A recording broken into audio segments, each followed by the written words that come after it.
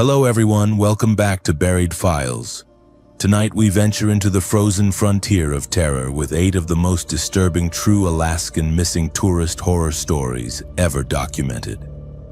These harrowing testimonies emerge not from fiction or hearsay, but from meticulously investigated disappearances that have left both authorities and families searching for answers in America's last wilderness.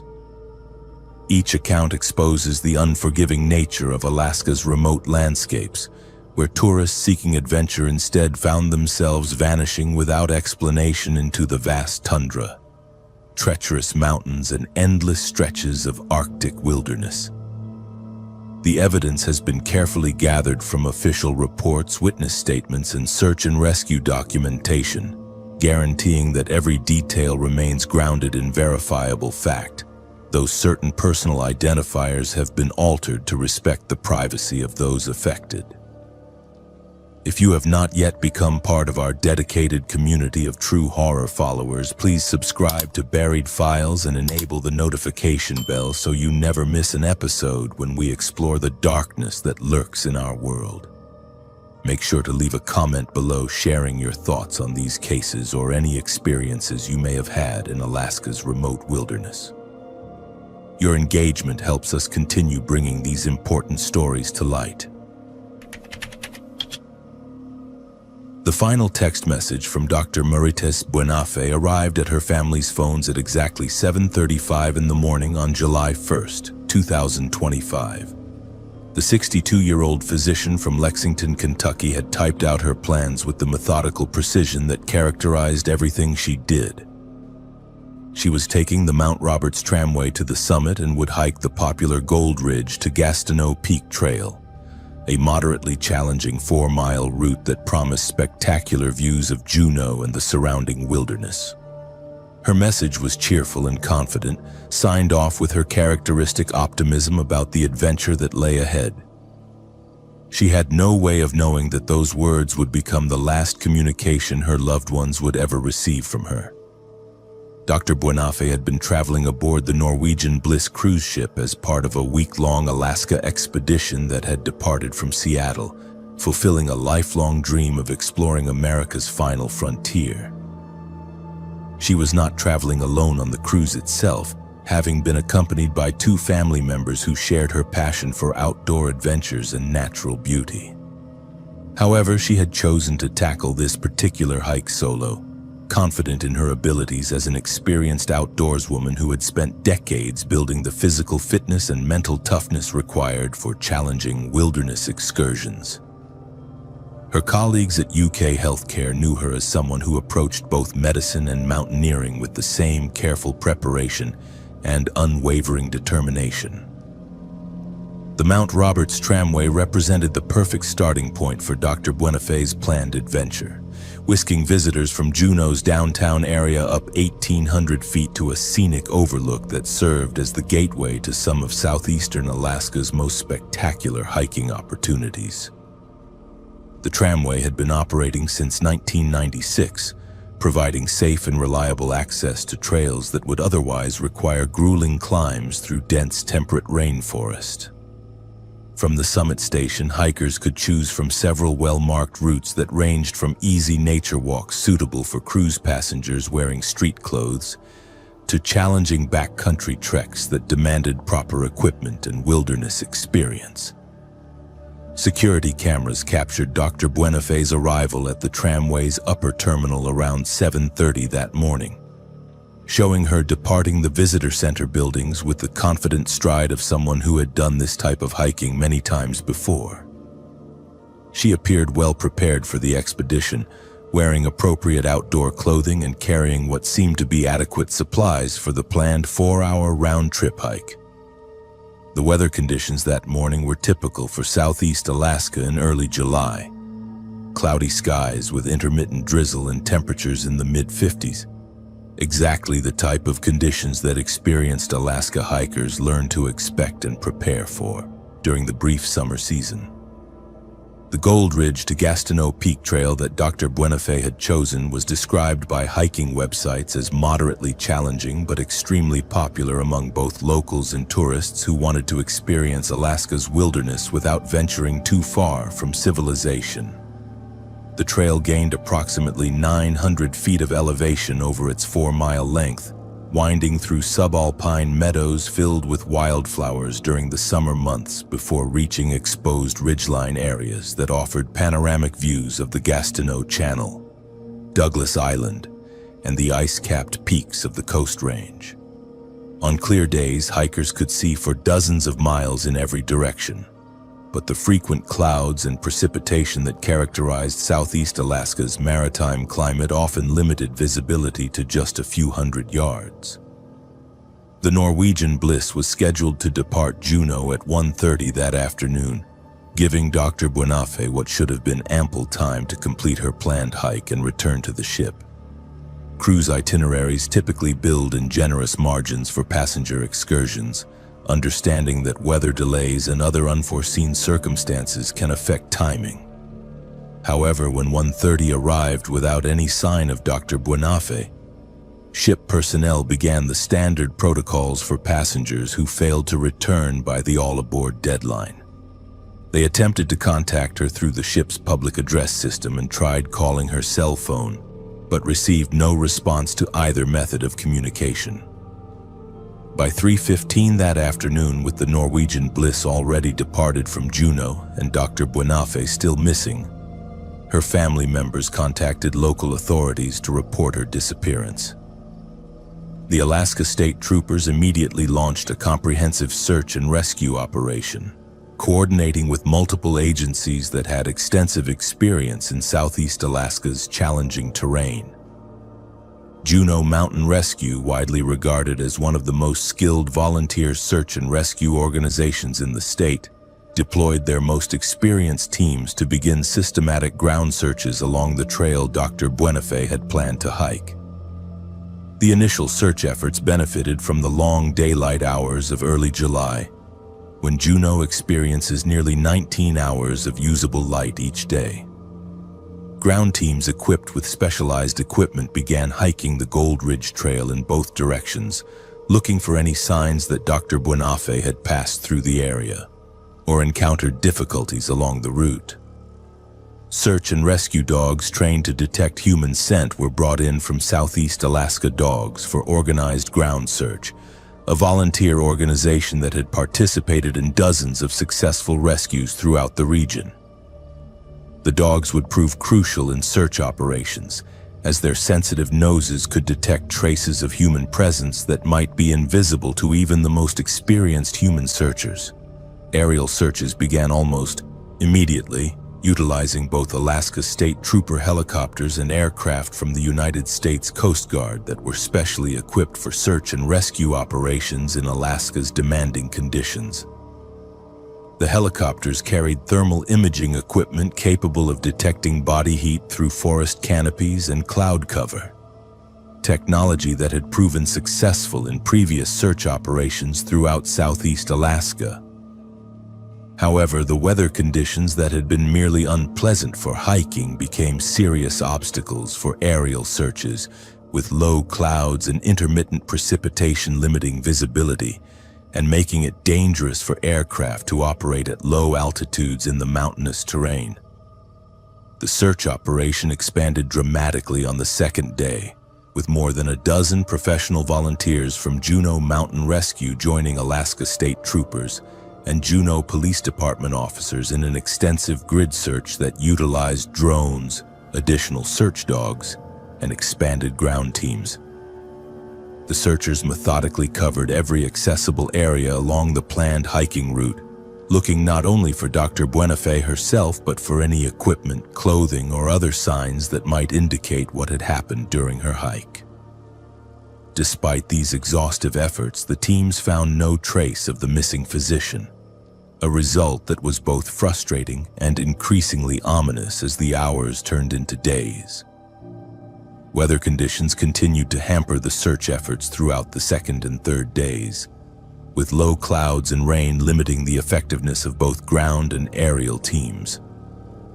Southeast Alaska's maritime climate can change rapidly, and what had begun as merely cloudy conditions on the morning of Dr. Buenafe's hike deteriorated into the type of weather that makes wilderness travel treacherous, even for experienced outdoors people.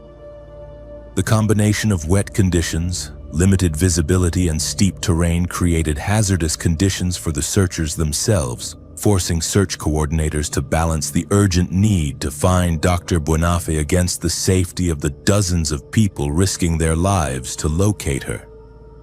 The breakthrough came on Thursday morning, July 4th, when the crew of an Alaska Army National Guard helicopter spotted something unusual approximately 1,700 feet below the Gold Ridge ridgeline.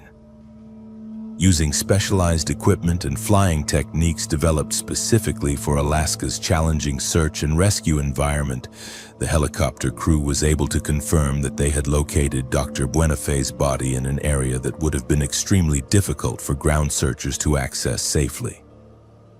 The location was far below the established hiking trail, suggesting that she had either fallen or become disoriented and wandered off the marked route during her attempted hike.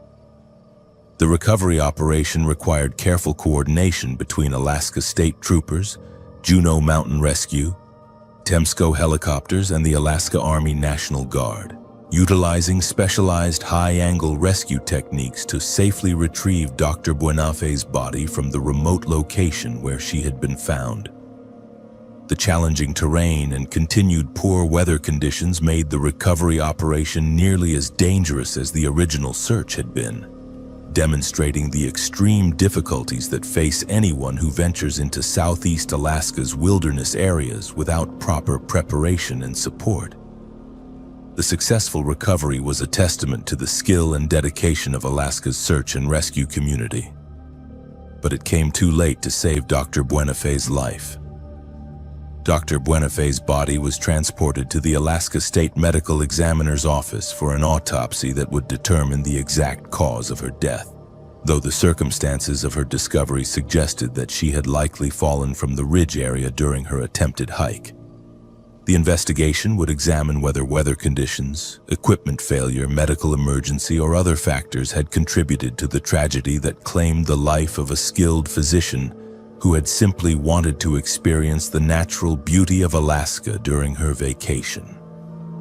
Her death served as a sobering reminder that even experienced hikers can encounter unexpected dangers in Alaska's wilderness areas, where rescue may be hours or days away and where weather conditions can change from pleasant to life-threatening in a matter of minutes. The loss of Dr. Marites Buenafe deeply affected not only her family and colleagues at UK Healthcare, but also the broader community of outdoor enthusiasts who recognized that her tragedy could have befallen any of them under similar circumstances. Norwegian Cruise Line expressed their condolences and provided support to her family through their crisis response team, while the various search and rescue organizations reflected on lessons learned that might help prevent similar tragedies in the future. Dr. Buenafe's death highlighted the inherent risks that exist whenever people venture into Alaska's wilderness areas, no matter how well prepared or experienced they might be, and served as a reminder that the mountains and forests of the last frontier demand constant respect and vigilance from those who seek to explore their beauty. The June afternoon when Joseph Balderas disappeared from Nome, Alaska was supposed to mark the beginning of his new life in America's final frontier. At 36 years old, the Texas native had driven over 3,000 miles to reach this remote settlement perched on the edge of the Bering Sea, leaving behind the suffocating heat of Houston for the promise of adventure and opportunity in the last frontier. His girlfriend Megan Ryder had followed him just 2 weeks later, their hearts full of dreams about building a future together in a place where the summer sun barely set and the winter aurora painted the sky in impossible colors. Joseph had secured work with a local construction company that specialized in maintaining the harsh infrastructure needed to survive in subarctic conditions. The pay was excellent, nearly double what he had earned back in Texas, and the housing was surprisingly affordable for a man accustomed to big city prices.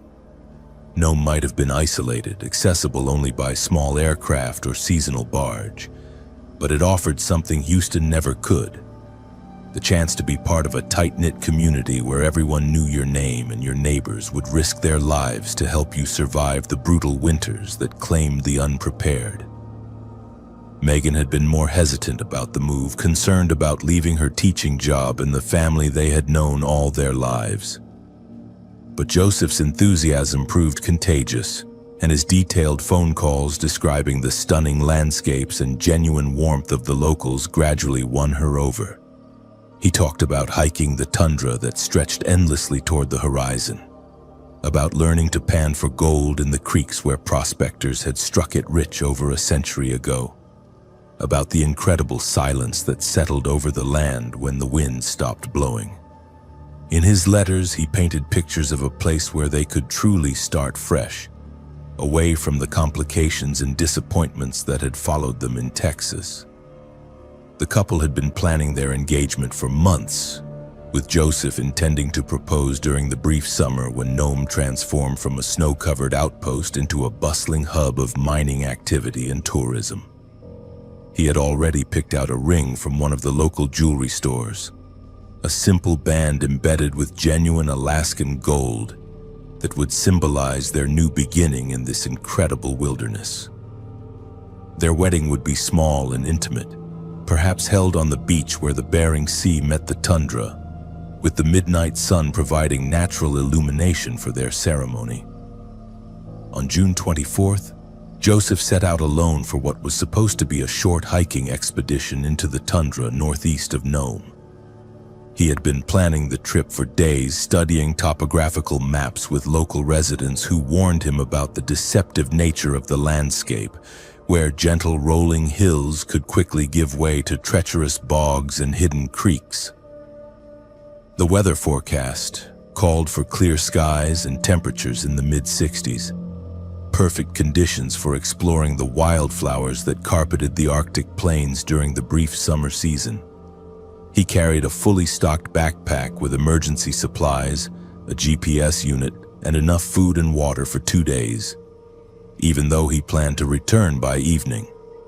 Megan was working her first shift at the local elementary school, helping with their summer reading program when Joseph kissed her goodbye that morning. He promised to be back in time for dinner, excited to share whatever discoveries he might make during his exploration of their new homeland.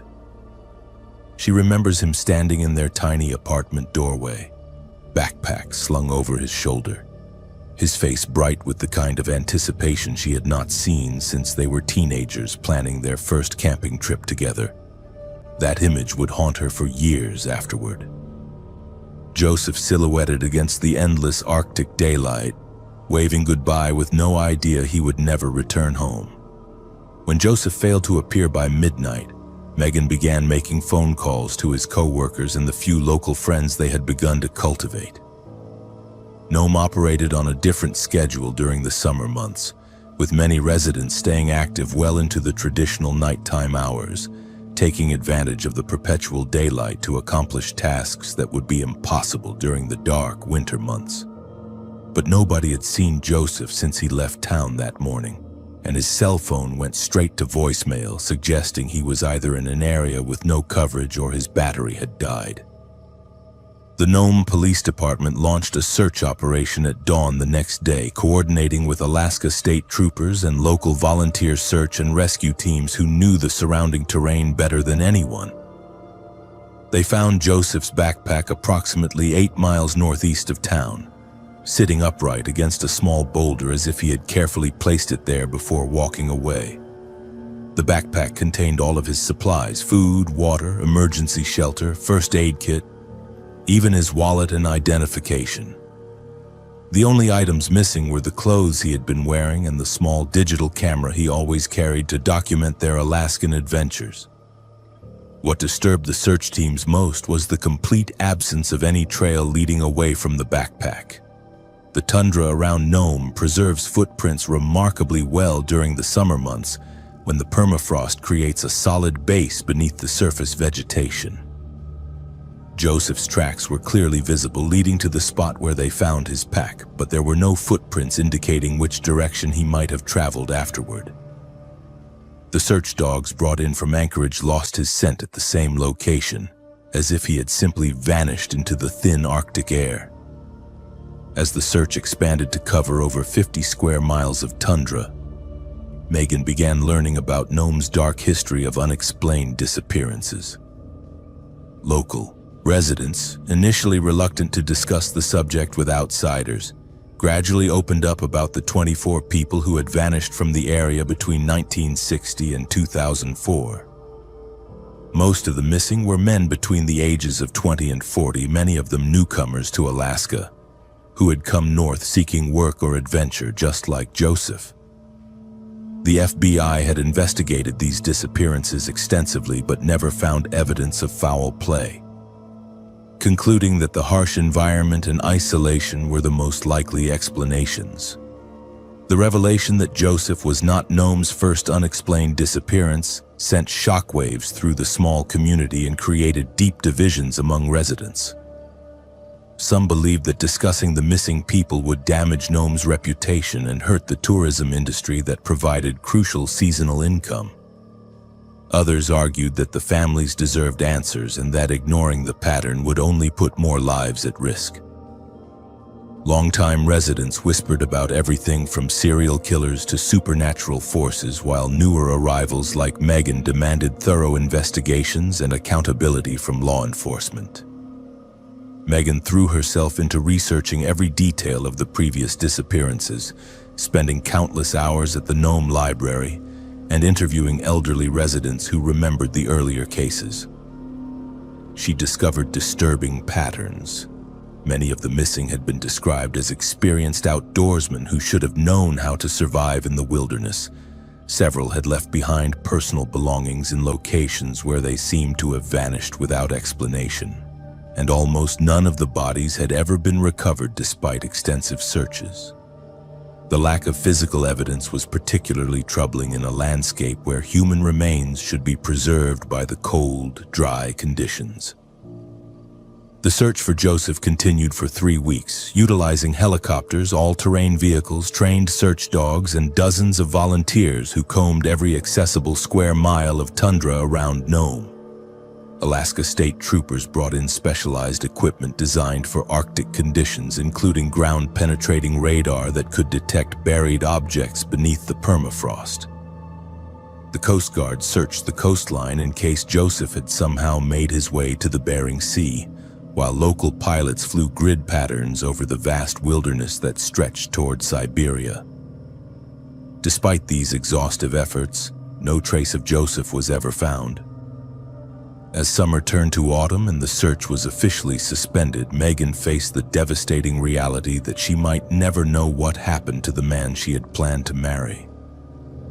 The stress of the disappearance and the community tensions it had created made staying in Nome unbearable, but leaving felt like abandoning Joseph to whatever fate had befallen him in the unforgiving wilderness. She struggled with guilt over not insisting on accompanying him that final morning, wondering if her presence might have prevented the tragedy or at least provided answers about what had occurred in those crucial moments when he disappeared. The case attracted national attention when podcast investigator Payne Lindsay arrived in Nome years later to examine both Joseph's disappearance and the subsequent vanishing of Florence Okpialuk in 2020. His investigation revealed the deep mistrust and paranoia that had infected the community, with residents reluctant to share information and law enforcement agencies sometimes working at cross purposes. The attention brought new scrutiny to Nome's history of missing persons, but also intensified the divisions that had been tearing the town apart since Joseph first walked into the tundra and vanished without explanation. Today, Joseph's disappearance remains one of Alaska's most haunting unsolved mysteries, a reminder of how quickly the frontier can reclaim those who underestimate its power. Megan eventually returned to Texas, but she continues to advocate for missing persons cases and maintains hope that someday the tundra will reveal its secrets and provide the closure that has eluded her for so many years. Joseph's story serves as a sobering warning for anyone tempted by Alaska's beauty to remember that the last frontier demands respect, preparation, and an understanding that some who venture into its embrace are never allowed to leave. The morning of October 16, 1972 dawned clear and cold across south-central Alaska, with the first hints of winter already painting the mountaintops in pristine white. At Anchorage International Airport, a small Cessna 310C bearing tail number N1812H sat on the tarmac, its twin engines warming up for what should have been a routine 3-hour flight to Juneau. The aircraft carried 4 passengers whose names would become legendary in Alaskan aviation history. House Majority Leader Thomas Hale Boggs from Louisiana, Alaska Congressman Nicholas Joseph Begich, Begich's aide Russell Brown, and pilot Don Johns. None of them could have imagined that their departure at 8:56 that morning would mark the beginning of one of the most extensive search operations in American history, or that their disappearance would give birth to decades of speculation about everything from political conspiracy to supernatural phenomena in the region that would later be dubbed the Alaska Triangle. Hale Boggs had arrived in Alaska as part of a 48-hour campaign blitz designed to support his colleague Nick Begich, who was facing a surprisingly competitive re-election battle against Republican challenger Don Young. At 58 years old, Boggs was one of the most powerful politicians in Washington, having served 14 non-consecutive terms in the House of Representatives and wielding considerable influence as the Democratic Majority Leader. His presence in Alaska was particularly significant because he and Begich had been on opposite sides of a leadership contest just a year earlier, making this campaign trip as much about party unity as it was about electoral politics. The two men had spent the previous evening at a fundraising event in Anchorage, where Boggs had delivered his characteristic passionate speeches about democratic values and the importance of Alaska's voice in Congress. Nick Begich, at 39, represented the new generation of Alaskan political leadership, a man who understood both the unique challenges facing America's largest state and the complex relationship between Alaska and the federal government. Born and raised in Minnesota, Begich had moved to Alaska in the early 1960s, establishing himself as an educator and community leader before winning election to Congress in 1970. His campaign for re-election was focused on bringing federal resources to Alaska, while protecting the state's independence and natural resources from what he saw as overreaching federal bureaucracy. The flight to Juneau was intended to be the final stop on a statewide campaign tour that would culminate in a major fundraising event designed to give Begich the financial resources needed for the final push toward Election Day. The weather forecast for the flight had called for marginal visual flight rules conditions along the route, with low clouds and possible icing conditions in the mountain passes between Anchorage and Juneau.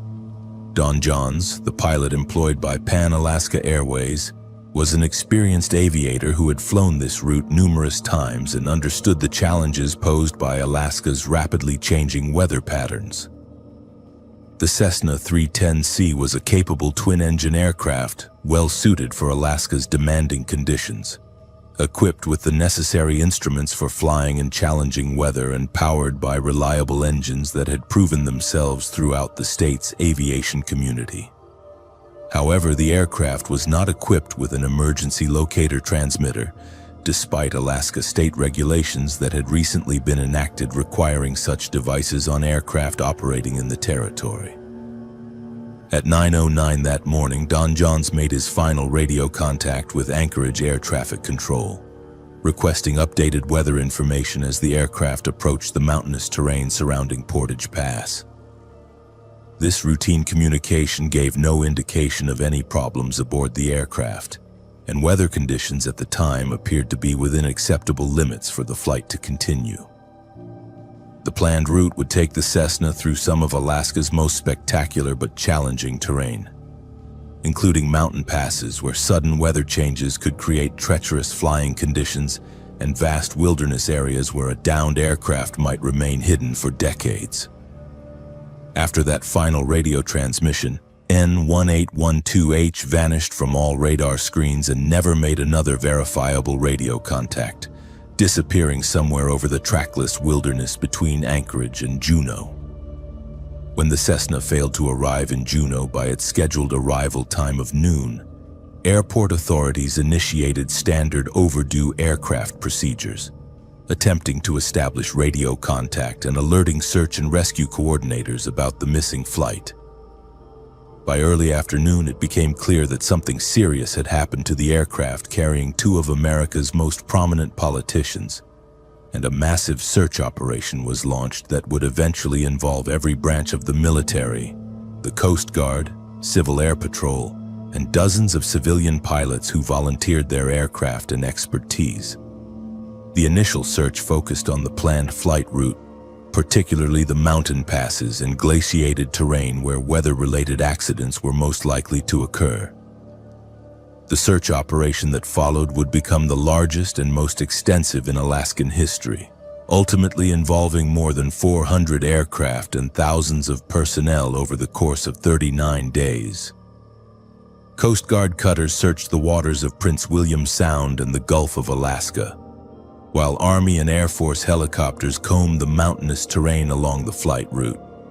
Civil Air Patrol volunteers flew hundreds of hours in small aircraft, systematically searching every valley and glacier for any sign of the missing Cessna. The search was complicated by Alaska's vast distances and challenging terrain, as well as weather conditions that frequently grounded aircraft and limited visibility to just a few hundred feet. Despite the enormous resources devoted to finding N1812H, searchers never located so much as a single piece of debris from the aircraft. The failure to find any trace of the aircraft led to intense speculation about what might have caused the disappearance, with theories ranging from mechanical failure and weather-related accidents to far more sinister explanations involving political conspiracy and sabotage. Some observers noted that Hale Boggs had been increasingly critical of FBI Director J. Edgar Hoover and had called for investigations into government surveillance activities, leading to speculation that the disappearance might have been orchestrated by federal agencies seeking to silence a troublesome politician. These conspiracy theories were fueled by the complete absence of any physical evidence from the crash site, which seemed unusual even by Alaska standards, where aircraft accidents typically left at least some recoverable debris. The investigation into the disappearance revealed several troubling details about the flight preparation and equipment aboard N1812H. The National Transportation Safety Board determined that the aircraft was not equipped with a functioning emergency locator transmitter, despite Alaska state regulations requiring such devices on aircraft operating in remote areas. Investigators discovered that Don Johns's portable emergency transmitter had been left behind in another aircraft at Fairbanks, and witnesses reported seeing an unidentified object in the pilot's briefcase that resembled but was not identical to a portable emergency locator device. This lack of emergency equipment meant that even if the aircraft had survived an initial impact, searchers would have had no electronic signal to guide them to the crash site. Radio operators throughout Alaska reported hearing fragmentary transmissions that might have come from the missing aircraft during the days following the disappearance. But none of these reports could be conclusively verified or used to narrow the search area.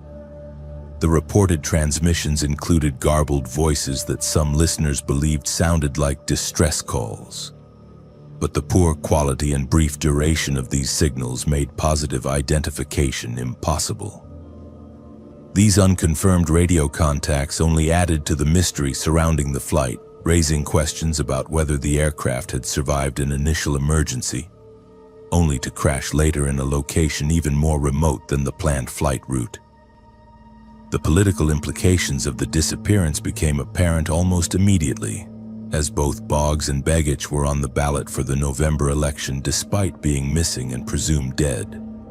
In one of the stranger chapters of American electoral history, both men were re-elected to Congress while search operations for their aircraft continued.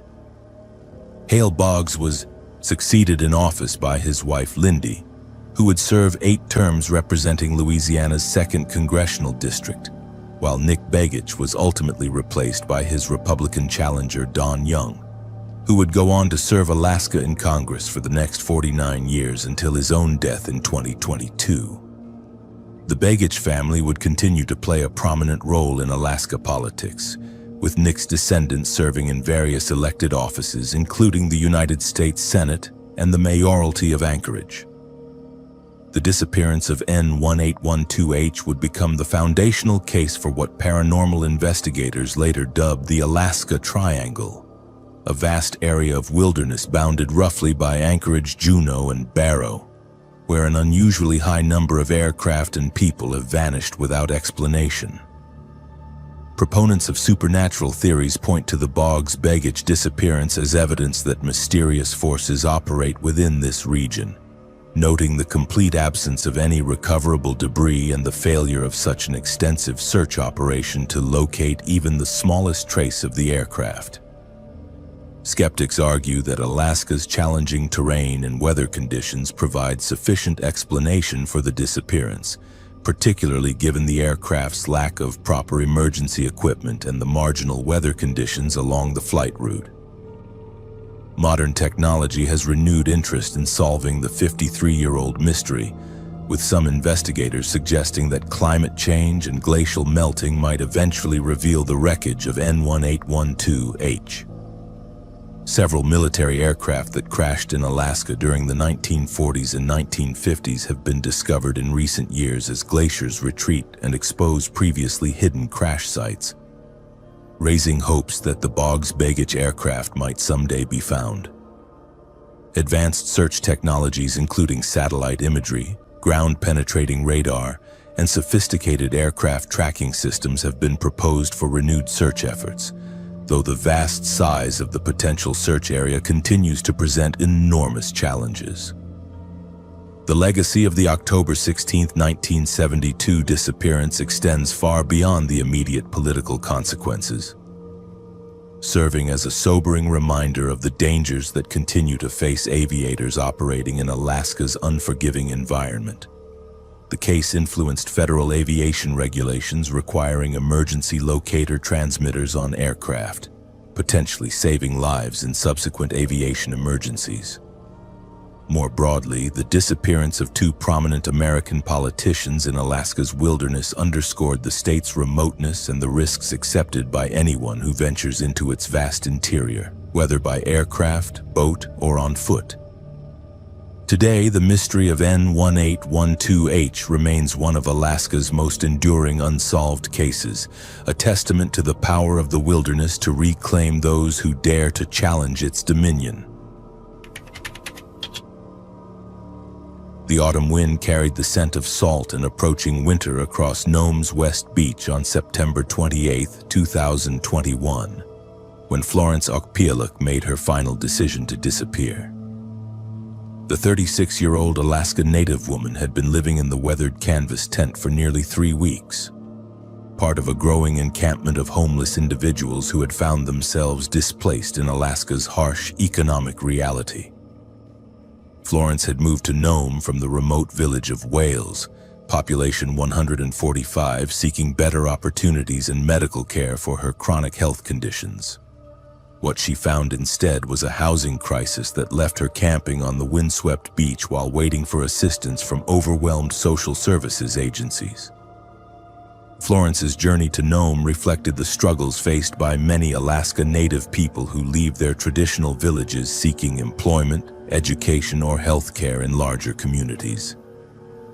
Wales, situated on the western tip of the Seward Peninsula just 55 miles from the Siberian coast, offered few opportunities beyond subsistence hunting and fishing.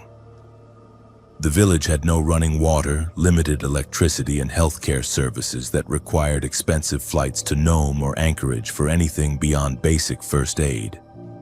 Florence had worked as a village health aide in Wales, providing crucial medical services to her community. but chronic back pain from a childhood injury required specialized treatment that was simply unavailable in her home village. The tent city on Nome's West Beach had grown throughout the summer of 2021 as Alaska's ongoing housing shortage reached crisis levels. Nome, with its population of approximately 3,600 people, struggled to provide adequate housing for both longtime residents and newcomers seeking opportunities in the gold mining industry or government services. The beach encampment existed in a legal gray area, technically on public land but increasingly viewed as a public health and safety concern by local authorities. Florence's tent sat among 8 others, a small community of people who looked out for each other while navigating the complex bureaucracy of social services and housing assistance programs. Those who knew Florence described her as a quiet, thoughtful woman who had maintained her dignity despite difficult circumstances. She spoke fluent Inupiaq and English, serving as an informal translator and advocate for other Alaska Native people in the camp, who struggled with language barriers when dealing with government agencies. Her tent was organized and clean, containing a few personal belongings including family photographs, traditional beadwork supplies, and the medications she needed for her chronic conditions. She had been working with Nome's social services coordinator to secure permanent housing, but the waiting list for affordable apartments stretched for months or even years. On the Churdo evening of September 27th, several residents of the beach camp remembered Florence seeming more anxious than usual, pacing near her tent and making frequent trips to the payphone at the nearby gas station. She had mentioned waiting for an important phone call about a potential housing opportunity, expressing both hope and skepticism that anything would come of it. The other campers noticed she had packed her few belongings into a backpack, though she had not mentioned any plans to leave the area. That night, she shared coffee with her tent neighbors around a small campfire, speaking in Inupiaq about her grandmother's traditional stories and expressing worry about the approaching winter. The morning of September 28th dawned gray and windy with temperatures in the low 40s and the promise of Alaska's brief autumn rapidly giving way to winter's grip. Florence's tent neighbors remember her being up early, sitting outside her shelter and watching the sunrise over Norton Sound, while drinking instant coffee from a metal camping cup. Around 8 in the morning, she told Martha Kokaluk, the woman whose tent was closest to hers, that she was going for a walk along the beach to clear her head and think about her options. She was wearing her usual outfit, dark jeans, a heavy flannel shirt, a gray hooded sweatshirt, and black sneakers that had seen better days.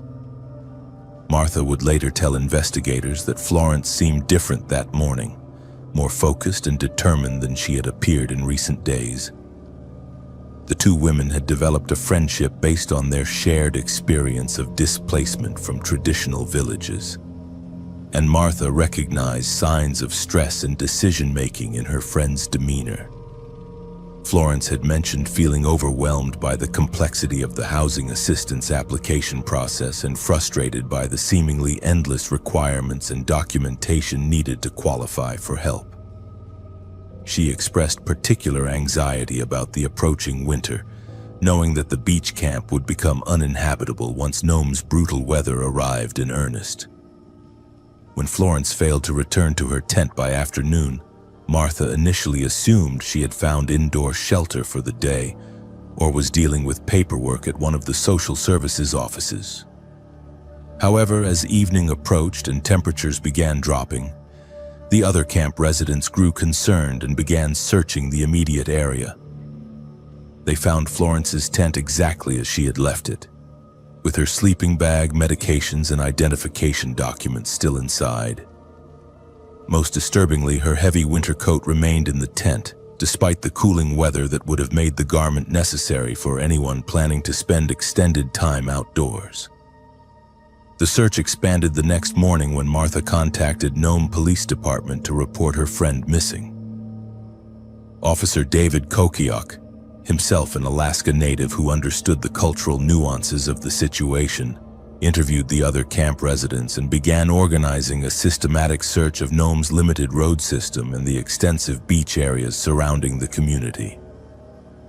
The initial search focused on locations where Florence might have sought shelter, including abandoned buildings, storage facilities, and areas around the harbor where she might have tried to escape the increasingly harsh weather.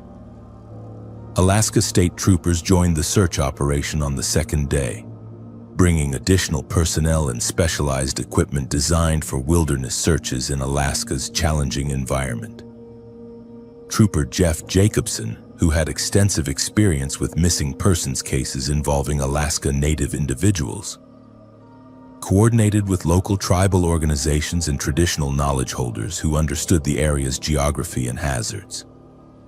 The search teams utilized all-terrain vehicles to cover the road system connecting Nome to surrounding communities, while volunteers on foot searched the extensive beach areas and tidal zones where someone might have encountered difficulties. The discovery that would haunt investigators came on October 3rd, nearly a week after Florence's disappearance. A group of volunteers searching the beach approximately 2 miles west of the tent camp found Florence's black sneakers, socks, and gray hooded sweatshirt neatly arranged on the sand just above the high tide line. The clothing appeared to have been deliberately placed rather than scattered by wind or waves, and there were no signs of struggle or violence in the surrounding area. Most puzzling was the fact that the item showed no evidence of prolonged exposure to the elements, despite having been missing for nearly a week during a period of harsh weather. The condition and arrangement of Florence's clothing created more questions than answers for investigators trying to understand what had happened during her walk along the beach. The sneakers were placed side by side as if someone had carefully removed them before entering the water, while the socks were tucked inside and the sweatshirt was folded nearby. However, extensive searches of the water and shoreline areas revealed no trace of Florence herself, despite conditions that should have preserved evidence of what had occurred. The discovery site was thoroughly documented and processed for forensic evidence, but investigators found no clear indication of whether Florence had entered the water voluntarily or encountered some other form of harm. The investigation into Florence's disappearance revealed the broader context of missing and murdered Indigenous women and people that has affected Alaska Native communities for generations. Alaska has one of the highest rates of missing Indigenous persons in the United States, with cases often receiving insufficient resources and attention from law enforcement agencies. Florence's case became part of a growing movement demanding better investigation and prevention efforts led by Alaska Native activists who argued that systemic discrimination and cultural misunderstanding contributed to the high number of unresolved cases affecting their communities. The search for Florence continued for weeks, involving helicopter overflights, marine patrols, and ground teams that covered hundreds of square miles of wilderness surrounding Nome. The Alaska Bureau of Investigation brought in specialized equipment, including sonar devices, to search the waters of Norton Sound and ground-penetrating radar to examine areas where Florence might have sought shelter or encountered harm. Despite these extensive efforts, investigators found no additional evidence that could explain what had happened to the missing woman or provide closure for her family and friends. Florence's family from Wales traveled to Nome to participate in the search efforts and advocate for continued investigation into her disappearance. Her sister Agnes Okpieluk spoke publicly about the need for better support services for Alaska Native people dealing with homelessness and the importance of treating missing persons cases with appropriate urgency regardless of the victim's housing status. The family organized traditional ceremonies to honor Florence and call for her safe return, drawing attention to the cultural dimensions of the case that outside investigators might not fully understand. The case attracted national attention when podcast investigator Payne Lindsay included Florence's disappearance in his examination of missing persons cases in Nome, Alaska. His investigation revealed the complex social and economic factors that had contributed to Florence's vulnerable situation, as well as the challenges faced by law enforcement agencies investigating cases involving Alaska Native individuals. The podcast brought renewed scrutiny to Nome's history of unexplained disappearances and the ongoing crisis of missing and murdered Indigenous people throughout Alaska.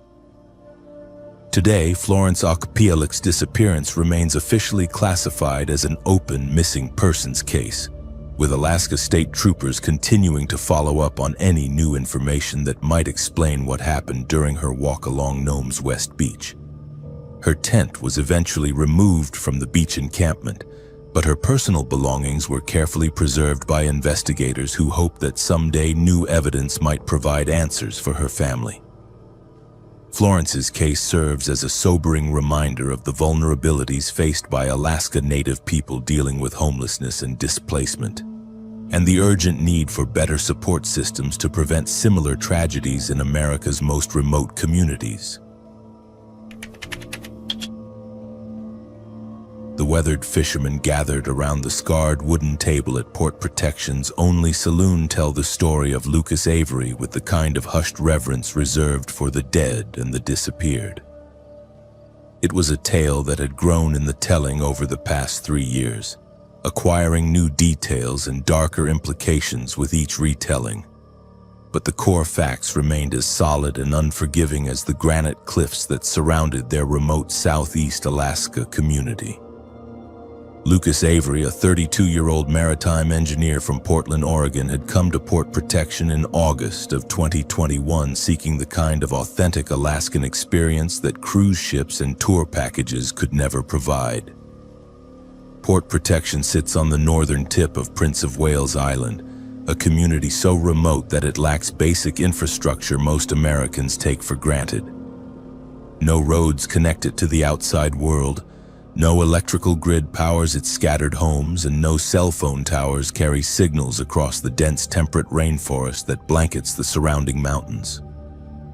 The 57 residents who call Port Protection home have chosen isolation deliberately, crafting lives built around subsistence fishing, hunting, and the kind of radical self-reliance that Alaska demands from those who venture beyond the reach of modern conveniences. Lucas had read about the community in outdoor magazines and planned his visit as the culminating adventure of a month-long solo journey through Southeast Alaska's Inside Passage. Lucas arrived aboard his 19-foot sea kayak on August 14th, having paddled north from Ketchikan through some of the most challenging waters in Southeast Alaska. The journey had taken him 2 weeks, navigating tidal currents that could reach 8 knots and threading his way between islands where brown bears outnumbered humans by significant margins. Local residents remember him as enthusiastic and well-prepared, carrying high-quality camping equipment and demonstrating the kind of competence on the water that came from years of experience kayaking the Pacific Northwest's demanding coastlines. He had established his camp on a small beach about a mile south of the main settlement, close enough to visit the community but far enough away to maintain the solitude he sought. The residents of Port Protection operate according to an informal but effective communication network based on marine radio frequencies that connect fishing boats, float planes, and the handful of homes equipped with radio equipment. Lucas had purchased a handheld marine radio specifically for his Alaska adventure, programming it with the frequencies used by local fishermen and the Coast Guard station in Ketchikan. During his first week in the area, he checked in regularly with the local radio net, providing updates on his location and plans while gathering information about weather conditions and potential hazards in the surrounding waters. His daily routine followed the rhythms established by experienced sea kayakers operating in Alaska's challenging maritime environment. Lucas would rise before dawn to take advantage of the calm conditions that often prevailed during early morning hours, when tidal currents were manageable and winds had not yet begun building. He spent his days exploring the intricate coastline of Prince of Wales Island, photographing wildlife and documenting his experiences in a waterproof journal that he planned to use for a book about solo wilderness travel. Evenings were devoted to camp maintenance, meal preparation, and radio communication with both local residents and his family back in Oregon. The weather forecast for August 22nd called for typical Southeast Alaska conditions. Overcast skies with periods of light rain and winds from the southeast at 10 to 15 knots. These were well within the parameters that Lucas had established for safe kayaking, and he announced his intention to explore the waters around nearby El Capitan Island during the morning radio net.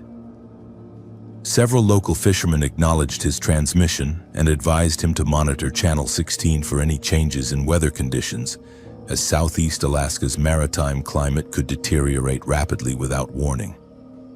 The last confirmed communication from Lucas came at 11:47 that morning, when he radioed that he was approaching the northern shore of El Capitan Island and planned to explore several small coves before returning to his camp. When Lucas failed to participate in the evening radio net, Port Protection residents initially assumed he had experienced equipment failure or was simply out of range of the repeater station. However, by the following morning, concern began growing among the tight-knit community, especially when his planned return to camp went unnoticed. Gary Muhlberger, a longtime resident and experienced mariner, organized an informal search party using local fishing boats to check the areas where Lucas had planned to paddle. The searchers found Lucas's empty kayak floating upside down approximately 3 miles northeast of El Capitan Island, its emergency paddle missing and no sign of its occupant. The discovery of the overturned kayak triggered an immediate response from the United States Coast Guard station in Ketchikan, which dispatched a helicopter crew and additional vessels to search the waters around Prince of Wales Island. Coast Guard rescue swimmer Jake Morrison later described the conditions they encountered as challenging but not extreme, with 3 to 4 foot seas and visibility of approximately 2 miles. The search pattern expanded throughout the day to cover more than 50 square miles of water, utilizing both surface vessels and aircraft equipped with thermal imaging equipment capable of detecting a person in the water even in poor visibility conditions. The search operation revealed several disturbing details about Lucas's disappearance that puzzled both Coast Guard personnel and local residents familiar with sea kayaking safety procedures. The kayak's emergency paddle, which should have been secured to the deck with shock cord, was missing entirely, suggesting either equipment failure or that Lucas had been using it when whatever incident occurred took place. More puzzling was the absence of his personal flotation device, which experienced kayakers in Alaska waters typically wear at all times due to the lethally cold water temperatures that can cause incapacitation within minutes of immersion. Local residents familiar with the waters around El Capitan Island noted that the area where Lucas's kayak was found lay directly in the path of strong tidal currents that funnel between the island and the mainland shore. These currents, known locally as the El Capitan Rapids, can reach velocities of up to 6 knots during spring tides, creating standing waves and turbulent conditions that challenge even experienced kayakers. However, the tide tables for August 22nd showed relatively moderate current flow, and Lucas had demonstrated sufficient skill during his previous weeks in the area to handle such conditions under normal circumstances. The search continued for 5 days, involving Coast Guard aircraft from as far away as Sitka and volunteer vessels from communities throughout Southeast Alaska.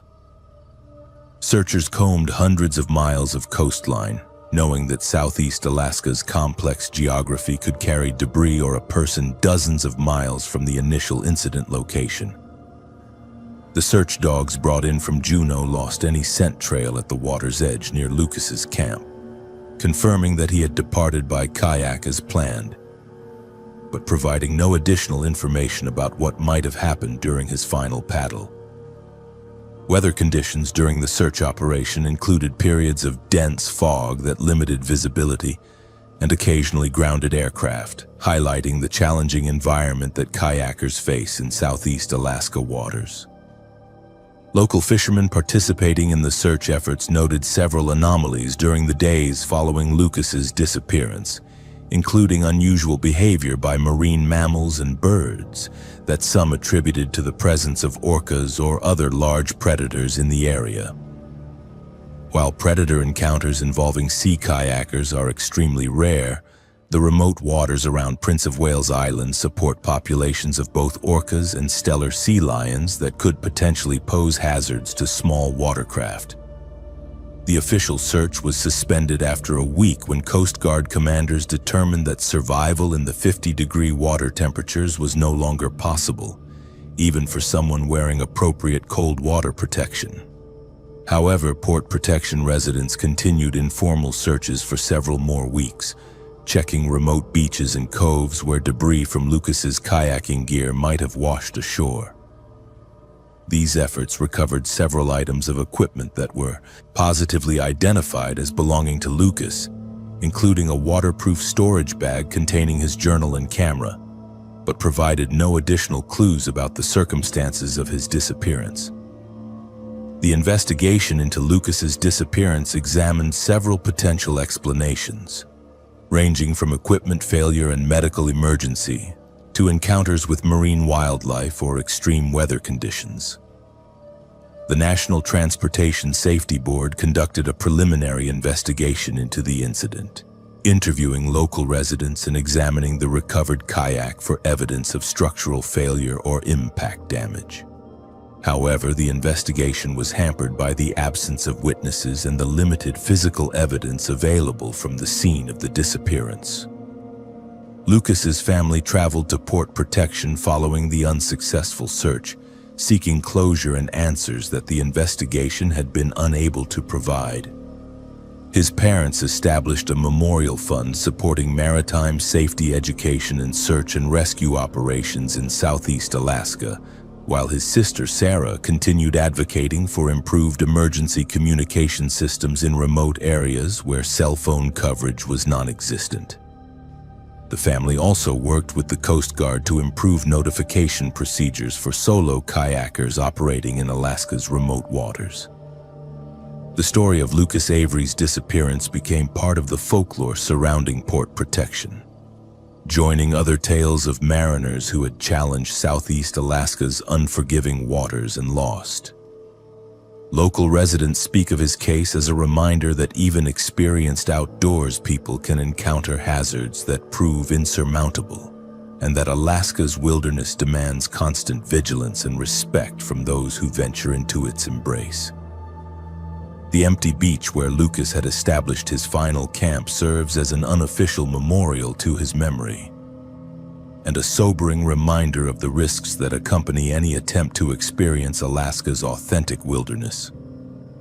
Today, Lucas Avery's disappearance remains classified as an unsolved missing persons case, though Coast Guard officials consider it most likely that he drowned following a kayaking accident in the challenging waters around El Capitan Island.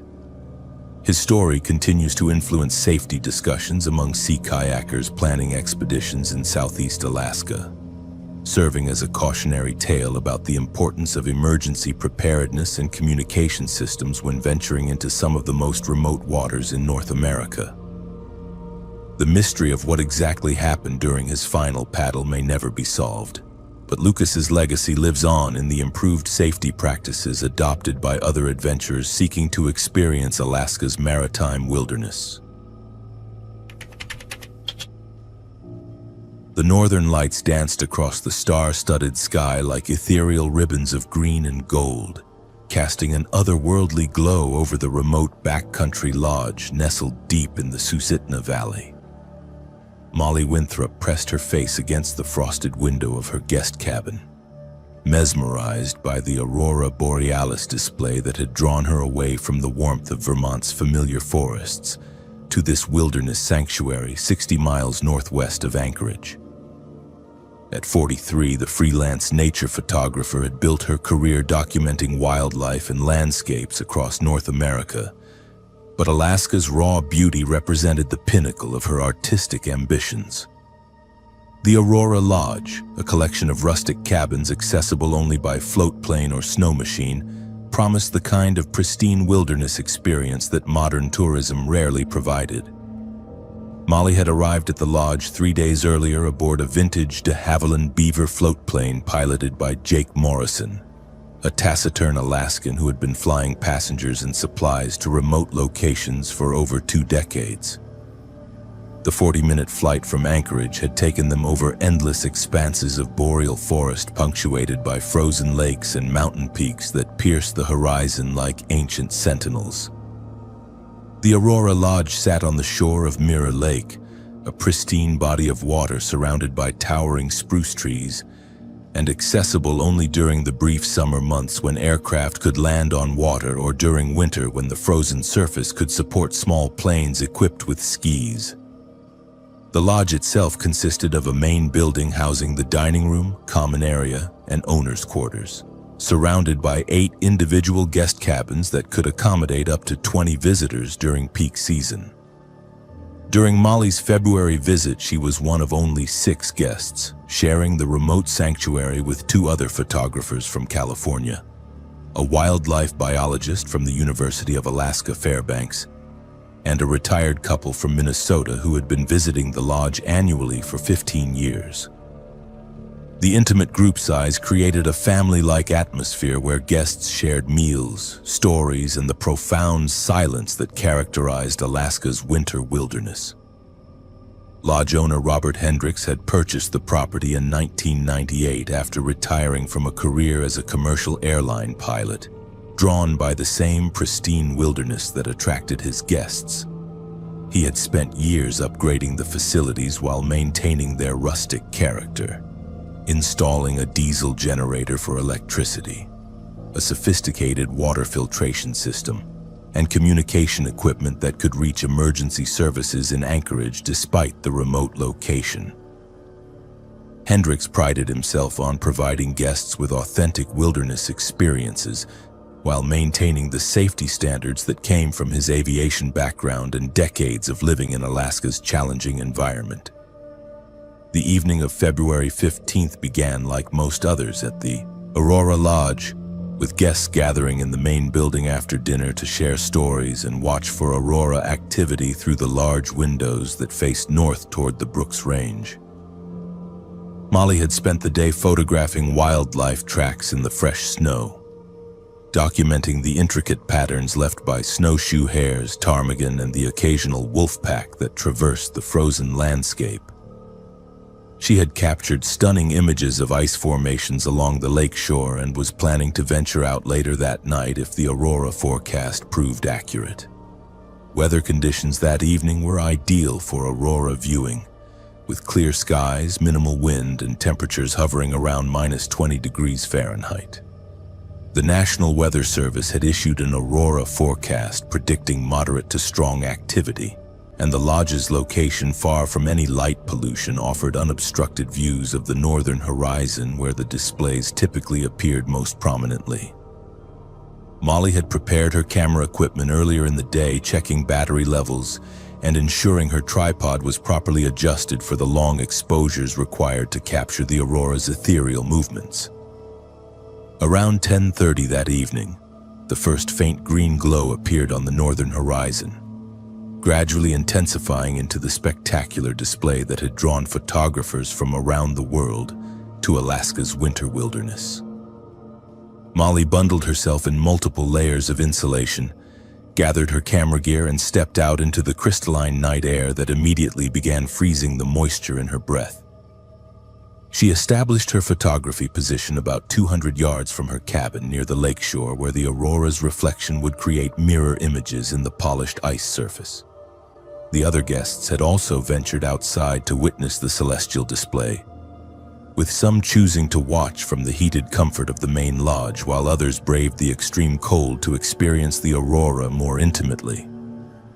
Lodge owner Hendricks made his regular rounds to check on guests, reminding everyone about the dangers of extended cold exposure and advising them to return to heated buildings if they began experiencing any signs of hypothermia. The temperature had dropped to -25 degrees, cold enough to cause frostbite in exposed skin within minutes, and potentially fatal for anyone inadequately protected against the elements. Molly's photography session continued for nearly 2 hours as the aurora display reached peak intensity, with dancing curtains of light stretching from horizon to horizon in a cosmic performance that left her breathless with wonder. Her specialized cold weather camera equipment functioned perfectly in the extreme conditions, capturing image after image of the otherworldly phenomenon that had inspired countless legends among Alaska's indigenous peoples. She periodically returned to her cabin to warm her hands and check her equipment, but the spectacular display kept drawing her back outside despite the brutal cold. The last confirmed sighting of Molly occurred around 12:45 in the morning, when fellow photographer Dave Chen saw her adjusting her tripod near the lakeshore while the aurora activity began gradually diminishing.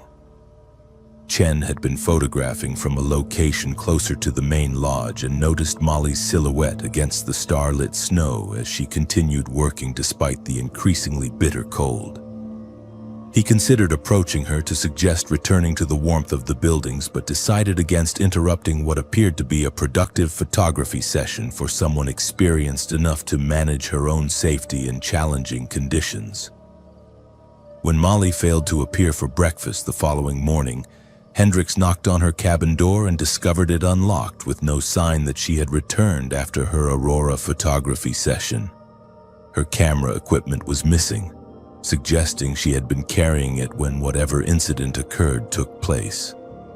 The cabin showed no signs of disturbance, with her remaining gear neatly organized and her bed unslept in, indicating she had never returned from her late-night photography expedition.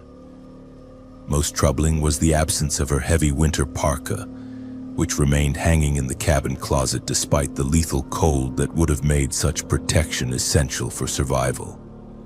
The search for Molly began immediately, with Hendricks and his staff conducting an initial survey of the immediate area around the lodge while other guests checked the shoreline and nearby trails.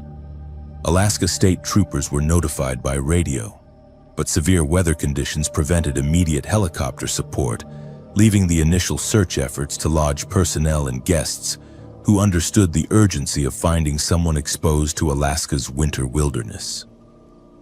The search was complicated by fresh snowfall that had begun around 3 in the morning, potentially covering any tracks or signs that might have indicated Molly's movements or the location where an incident had occurred. Professional search and rescue teams arrived the following day aboard snow machines and all-terrain vehicles, bringing specialized equipment and trained search dogs capable of detecting human scent even under challenging winter conditions.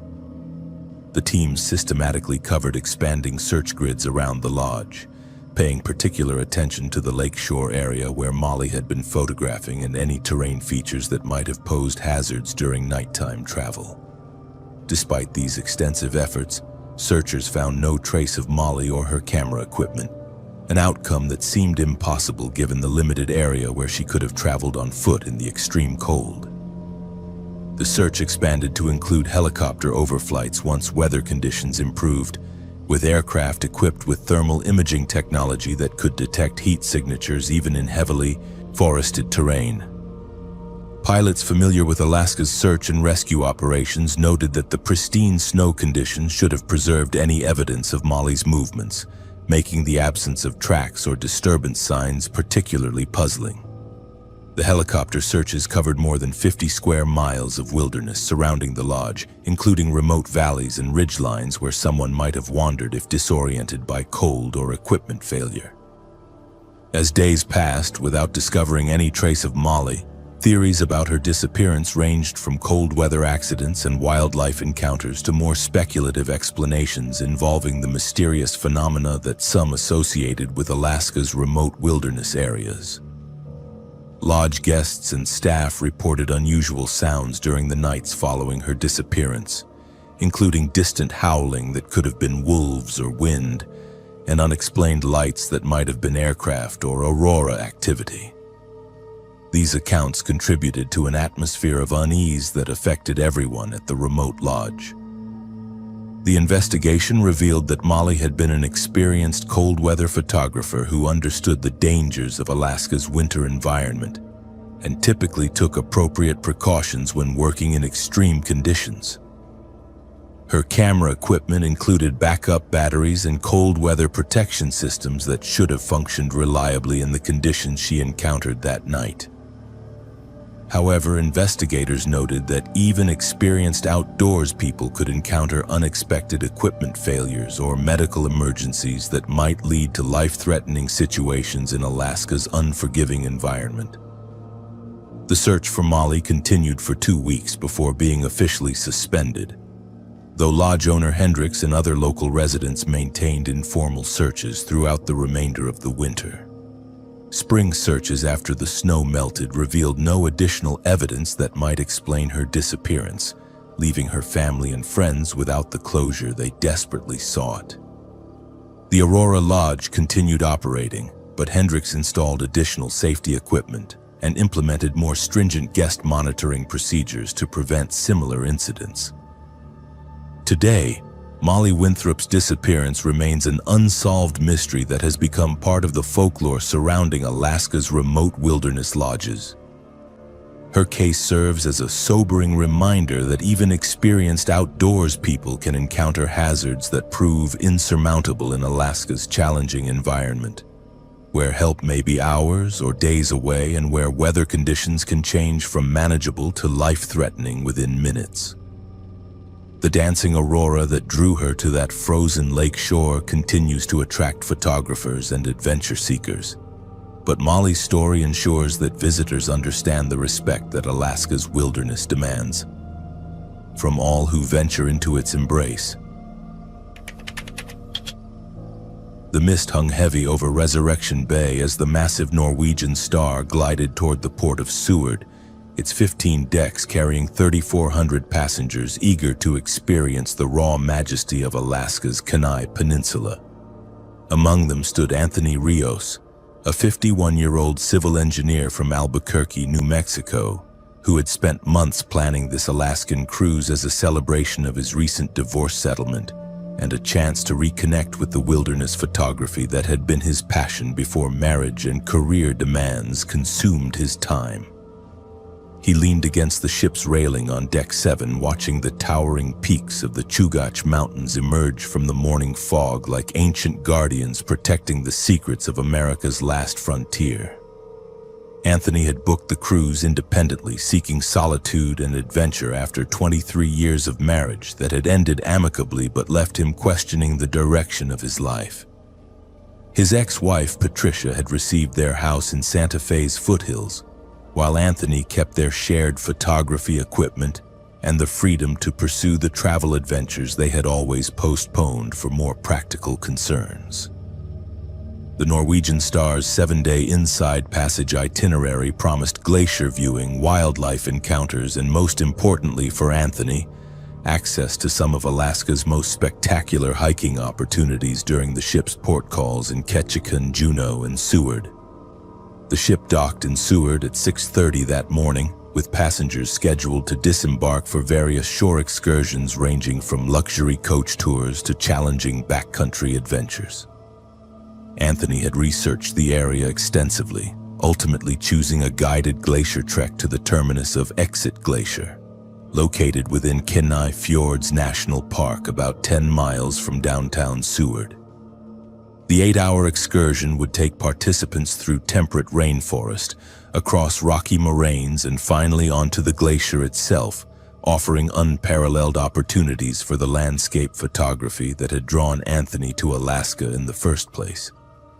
The tour group consisted of 12 passengers led by Marcus Peterson, a certified wilderness guide with 15 years of experience leading visitors through Alaska's challenging terrain. Peterson briefed the group on safety protocols, weather conditions, and the physical demands of glacier travel, emphasizing that participants needed to maintain visual contact with guides at all times, due to the potential for rapidly changing conditions and hidden crevasses. Anthony impressed the guide with his quality camera equipment and his questions about optimal shooting positions. demonstrating both preparation and respect for the environment they would be entering. The initial portion of the trek proceeded smoothly, with the group hiking established trails through dense Sitka spruce forest, while Peterson provided commentary about the area's natural history and the dramatic retreat of Exit Glacier over the past century. Anthony hung back from the main group periodically to capture images of old-growth trees draped in moss and the occasional glimpse of snow-capped peaks through the forest canopy. His fellow hikers were a mix of fitness levels and ages, but all seemed capable of handling the moderate terrain that characterized the approach to the glacier. The group reached the glacier's terminus around noon, where they paused for lunch while marveling at the massive ice formation that had carved the valley over thousands of years. Anthony was particularly fascinated by the glacier's constantly changing surface, where ice flows created dramatic crevasses and ice caves that captured light in spectacular ways. He asked Peterson about accessing better photography positions, expressing particular interest in the lateral moraines that bordered the glacier, and offered elevated vantage points for capturing the ice field's full scope. Peterson agreed to lead a smaller subgroup, including Anthony and 3 other experienced hikers, to a rocky outcrop about a quarter-mile from the main glacier viewing area. The guide emphasized that this advanced position required careful attention to footing and weather conditions, as afternoon temperature changes could create unstable ice conditions and sudden fog banks that reduced visibility to mere yards. Anthony assured the guide that he understood the risks and would follow all safety protocols while pursuing his photography objectives. The advanced photography group spent approximately 90 minutes on the rocky outcrop, with Anthony capturing what he later described to fellow hikers as some of the most spectacular glacier images he had ever taken. The lighting conditions were perfect, with partial cloud cover creating dramatic contrasts between the blue-white ice and the surrounding granite peaks. Anthony's enthusiasm was evident to other group members who noticed him moving confidently among the rocks while seeking optimal shooting angles for his increasingly heavy camera bag. The group began their return journey around 3:15, with Peterson leading them back toward the main trail system that would take them to the tour bus pickup location in Seward. The weather had remained stable throughout the day, with temperatures in the mid-40s and only light winds that posed no challenges for experienced hikers.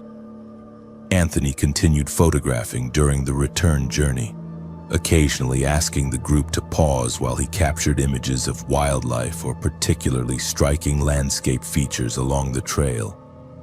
The first indication that something was wrong came when the group reached the trail junction, where they should have regrouped with other tour participants. A quick head count revealed that Anthony was no longer with the group, though none of the other hikers could recall exactly when they had last seen him. Peterson immediately implemented emergency protocols, dividing the remaining hikers into search teams while using his satellite communication device to contact park rangers and the Norwegian Star's shore excursion coordinators. The initial search focused on the route between the rocky outcrop and the trail junction, covering approximately half a mile of varied terrain that included both established trails and off-trail areas where Anthony might have wandered while seeking photography opportunities. Search teams called his name repeatedly while looking for any signs of his passage, including dropped equipment or disturbed vegetation that might indicate where he had left the main group. The search was complicated by the terrain's complex topography, which included numerous side valleys and rock formations where someone could easily become separated from their companions. Park rangers arrived within 2 hours, bringing additional personnel and specialized search equipment, including avalanche beacons that could detect electronic devices at considerable distances. The rangers established a command post at the Exit Glacier Visitor Center while coordinating with the Coast Guard, Alaska State Troopers, and volunteer search and rescue teams from the Seward area. The Norwegian Star delayed its departure while ship personnel contacted Anthony's emergency contacts and coordinated with search coordinators about extending the search window.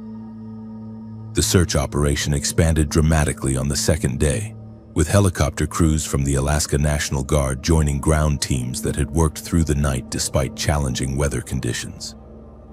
The helicopters carried thermal imaging equipment capable of detecting human heat signatures through forest canopies and cloud cover, technology that had proven successful in previous Alaskan search operations.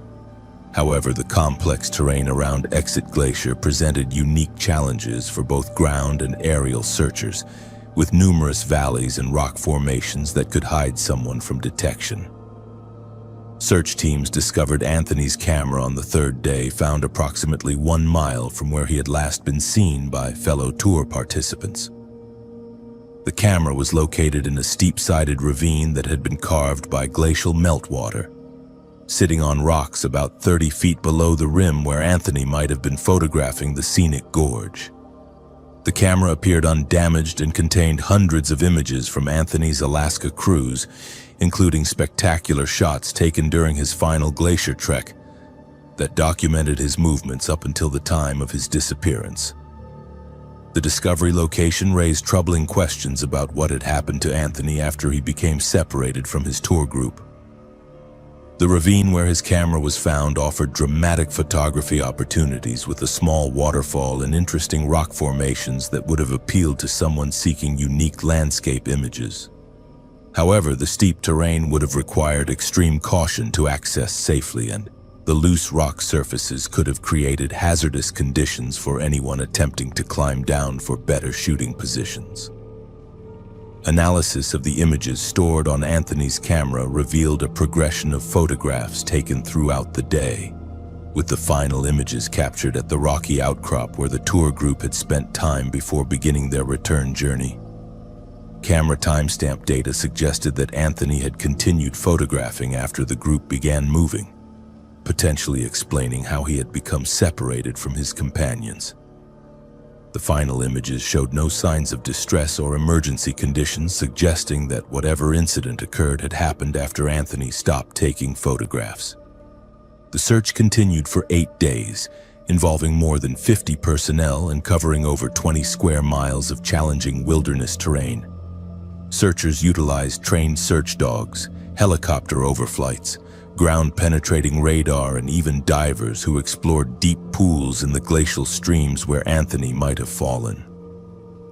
Despite these extensive efforts, no trace of Anthony himself was ever found, leaving investigators with more questions than answers about what had happened to the experienced hiker and photographer. The Norwegian Star eventually continued its itinerary after coordinating with Anthony's family and ensuring that all possible search resources remained committed to finding him. Cruise line representatives worked with law enforcement agencies to interview other passengers who might have interacted with Anthony during the voyage, seeking any information that might explain his disappearance or provide leads for the ongoing investigation. The ship's security footage confirmed Anthony's participation in the shore excursion but provided no additional insights into his state of mind or intentions. Today, Anthony Rios remains officially listed as a missing person, with Alaska State Troopers maintaining an open case file that includes all evidence collected during the extensive search operation. His disappearance has influenced safety protocols for glacier tours in the Seward area, with guides now implementing more stringent procedures for maintaining group cohesion and accounting for all participants throughout challenging terrain.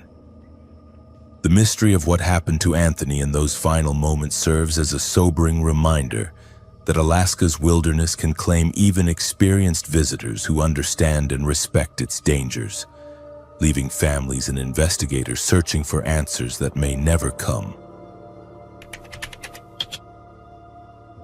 The camera's memory card would later reveal that Samantha Harding had captured her final photographs at 11:47 in the evening on September 3rd, 2022, as the aurora borealis painted the Arctic sky in shades of emerald and violet above the frozen tundra surrounding Utqiagvik, Alaska.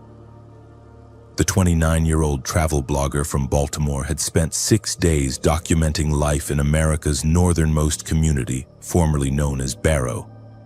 sharing her experiences with an online following of nearly 40,000 subscribers who eagerly awaited her posts from some of the world's most remote destinations.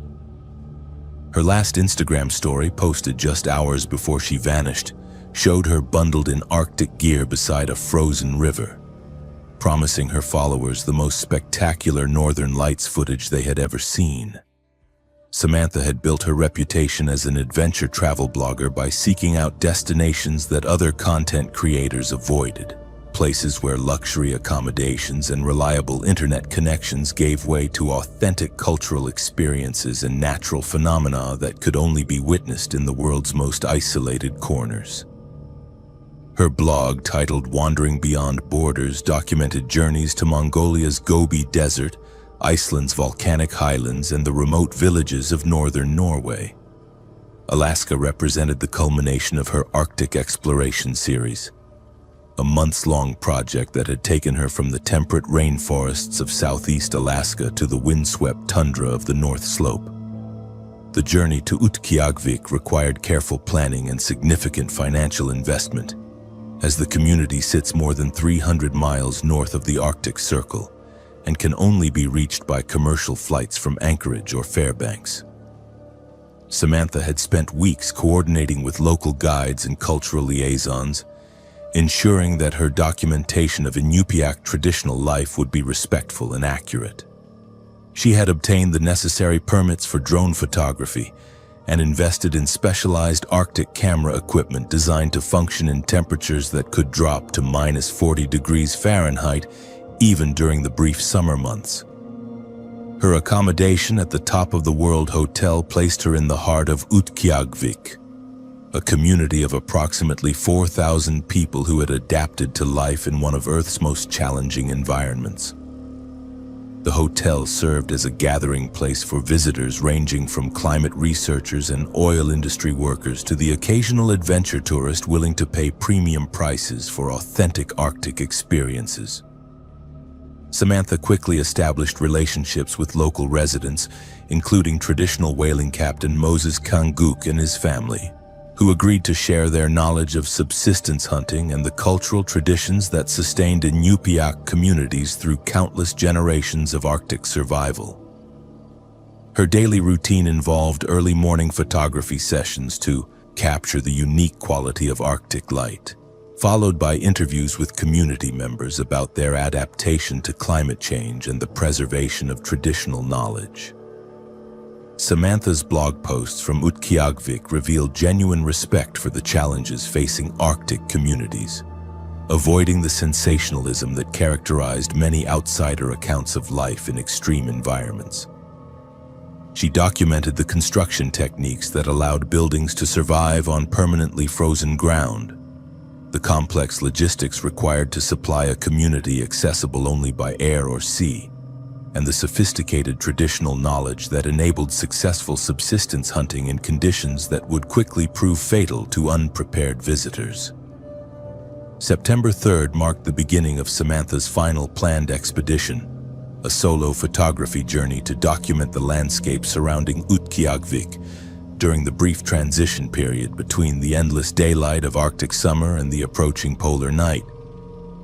She had rented an all-terrain vehicle from a local outfitter, equipped with GPS navigation, emergency communication equipment, and survival supplies appropriate for extended travel on the tundra.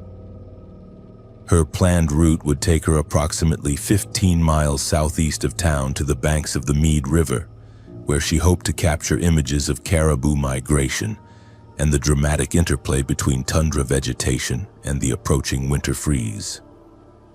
The weather forecast called for clear skies and temperatures in the low 20s, ideal conditions for the aurora photography that had drawn Samantha to Utqiagvik during the autumn equinox period when geomagnetic activity typically peaks. She departed the hotel around 4 in the afternoon, allowing sufficient time to reach her planned camping location and establish her photography equipment before darkness provided optimal conditions for capturing the northern lights.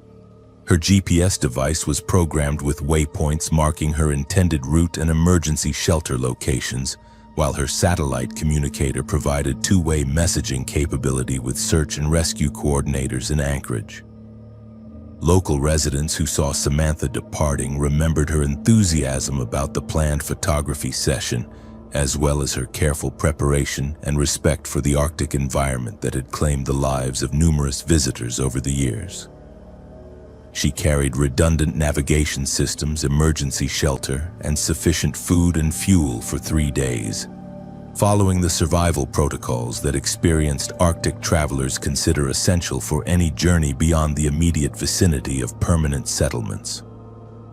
Her all-terrain vehicle was equipped with tracks rather than wheels, providing the flotation necessary for travel across tundra that could be deceptively soft, despite appearing solid and stable. The last confirmed GPS ping from Samantha's devices occurred at 10:32 that evening, placing her approximately 12 miles southeast of Utqiagvik, near the planned photography location beside the Mead River. The signal indicated normal device function and suggested that Samantha had successfully reached her intended destination and was presumably beginning her aurora photography session. Weather conditions at the time remained within acceptable parameters, with clear skies, light winds, and aurora activity that would have provided the spectacular displays she had traveled thousands of miles to document.